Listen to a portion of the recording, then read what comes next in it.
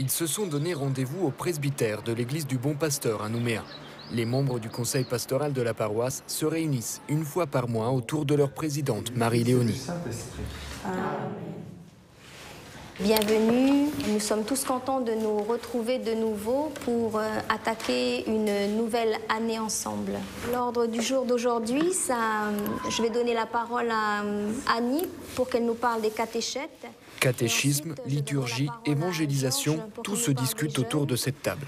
Ensuite, le troisième point, ça sera le carême. Et le dernier point, Père Jean-Paul Pouillet nous distribuera le canevas pour préparer l'Assemblée générale du mois prochain.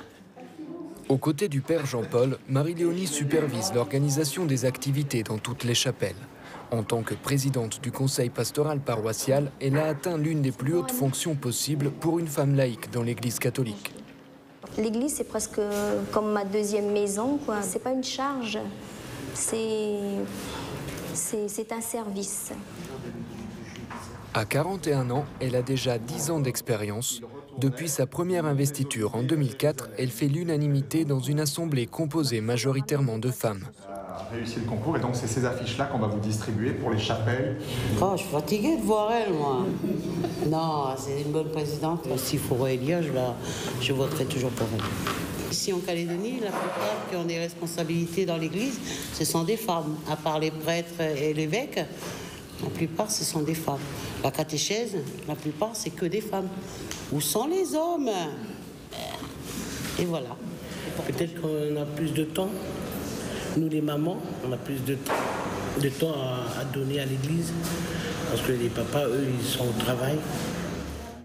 À la fin de la réunion, le prêtre de la paroisse et Marie-Léonie se retrouvent pour faire un point.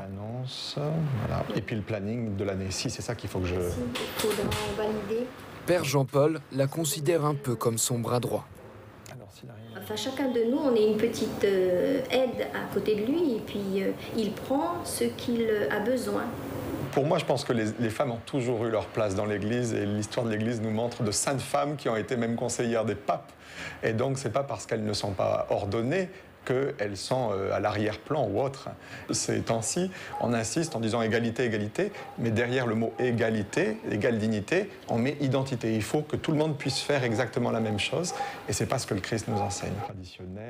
Un avis partagé par Marie-Léonie. Pour elle, le rôle des femmes n'a rien de réducteur.